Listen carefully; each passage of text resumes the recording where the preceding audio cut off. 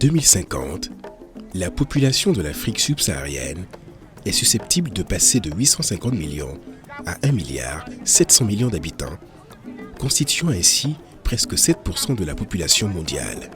La population de l'Afrique de l'Ouest accroîtra de 35%. Cette prédiction aboutira à une demande alimentaire croissante. Un tel défi sera énorme dans un contexte de variabilité et de changement climatique. L'Afrique de l'Ouest connaît aujourd'hui un changement climatique rapide, caractérisé par une augmentation de la température, des sécheresses récurrentes, des pluies irrégulières, des vents violents, des inondations, etc. Les populations ouest-africaines rurales vulnérables, pour lesquelles l'agriculture est un moyen de subsistance vital, sont les premiers à subir les conséquences dans un tel contexte. Selon plusieurs études, des baisses d'environ 5% de la productivité des cultures sont prévues pour chaque augmentation de température de 1 degré Celsius. En Afrique de l'Ouest, ces pertes dans les cultures occasionnent des crises alimentaires.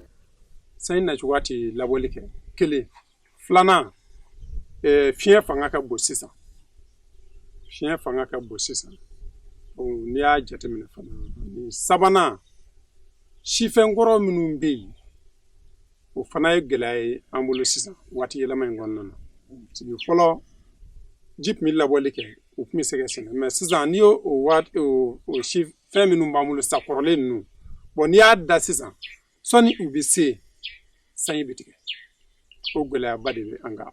Quelles mesures pratiques un petit producteur agricole peut-il appliquer pour adapter ses pratiques agricoles afin de grandir son avenir et la sécurité alimentaire dans un environnement climatique en mutation? À la recherche de réponses à cette préoccupation, le programme de recherche du CGIAR sur le changement climatique, l'agriculture et la sécurité alimentaire, CECAFS, a développé une approche dénommée Village climato-intelligent ou CSV en abrégé. L'approche village climato-intelligent est une approche développée par le CECAF pour permettre de mettre à l'échelle l'agriculture intelligente face au climat. Donc cette approche consiste à travailler avec les communautés rurales et les différents partenaires au niveau d'un site pour développer un ensemble d'interventions agricoles qui visent à améliorer les capacités d'adaptation de ces communautés rurales. Et aussi, quand cela est possible, nous avons cette optique de réduire les émissions de gaz à effet de serre qui proviennent du secteur agricole. L'approche village climato-intelligent a été développée comme outil de recherche agricole pour le développement AR4D dans le contexte des changements climatiques. Elle vise à combler les déficits de connaissances en matière d'efficacité des options pratiques et technologies climato-intelligentes et en vue de favoriser la mise à l'échelle de l'agriculture intelligente face au climat. L'agriculture intelligente face au climat, AIC, est proposée comme solution pour transformer et réorienter les systèmes agricoles en vue d'améliorer la sécurité alimentaire dans le contexte des nouvelles réalités des changements climatiques. Les sites de villages intelligents face au climat sont conçus comme des sites d'apprentissage pour une mise à l'échelle de l'AIC. En Afrique de l'Ouest, ces villages ont été développés au Yatenga, au Burkina Faso, à Laoura Djirapa, Ghana, à Sinzana, Mali, au Fakara, Niger et à Kaffrine, Sénégal. Les différentes composantes d'un modèle de village climato-intelligent sont au nombre de 6. Donc il y a la composante qui porte sur les services d'information climatique, la composante qui porte sur les pratiques et technologies climato-intelligentes, il y a la troisième composante qui porte sur les institutions locales, la quatrième composante qui porte sur les planifications et les politiques au niveau local ou au niveau régional. Et il y a la composante qui porte sur les connaissances endogènes et enfin la composante qui concerne la mise en liaison avec le système financier et le marché. Dans ces sites, les communautés choisissent elles-mêmes les options climato-intelligentes dans un processus aussi participatif qu'inclusif, encourageant les femmes, les jeunes et les groupes les plus vulnérables à participer. Les interventions y sont adaptées aux besoins communautaires et se présentent sous la forme de technologies intelligentes face au climat, de services d'information sur le climat, de plans locaux de développement et d'adaptation et d'institutions et de politiques d'appui. Les principales caractéristiques d'un village climato-intelligent sont site pour les essais, selon les méthodes participatives, des options technologiques et institutionnelles. Sites où les changements climatiques, dans leur contexte le plus large, sont pris en considération par rapport aux réalités locales, notamment l'adaptation à long terme, la prévention de la mauvaise adaptation, la gestion des risques climatiques, le développement à faible émission de carbone. Prise en compte d'une nouvelle vision holistique pour l'action contre les changements climatiques.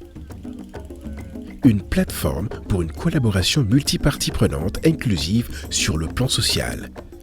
Liaison du savoir au niveau mondial et local.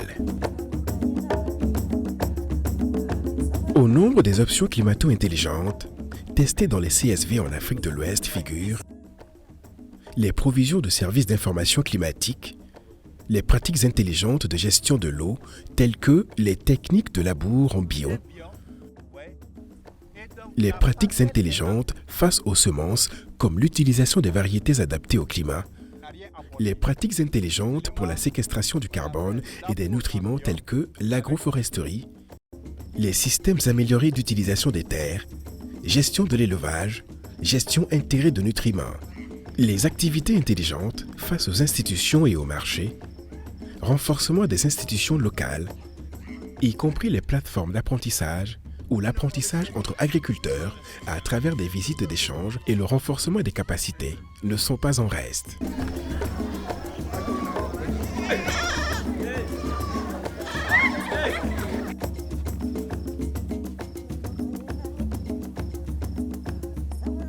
Le projet Brassbar, il faut dire que nous le coordonnons, c'est nous qui le coordonnons, mais la mise en œuvre est faite par les équipes pays qui impliquent les systèmes nationaux de recherche.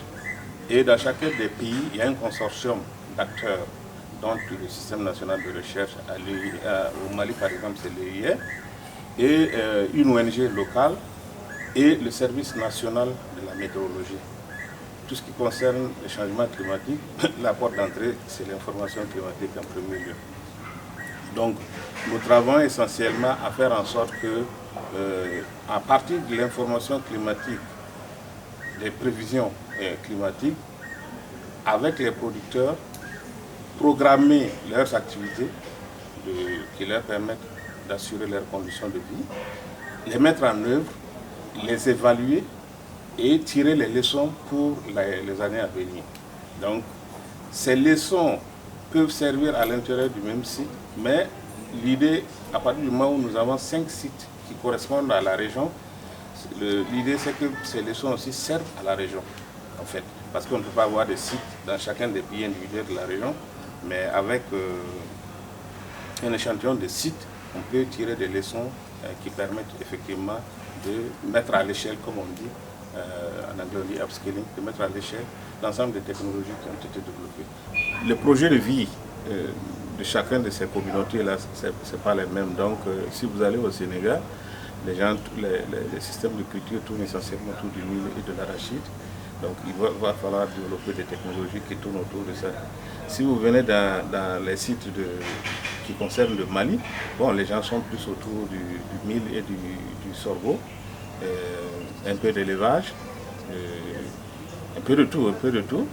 Si vous allez au Ghana, au nord Ghana, c'est plus le maïs. Donc, en fonction de chacune de ces spécificités-là, les technologies qui sont développées sont différentes. L'approche CSV promeut l'adaptation au niveau local et progressif et les options de transformation. Elle renforce les capacités locales pour la poursuite de l'innovation, de l'expérimentation et de l'adaptation au changement climatique. Elle vise à avoir un impact positif sur les communautés tributaires de l'agriculture, ce qui suppose des efforts en vue d'assurer la participation des femmes agricultrices et de tous les groupes sociaux.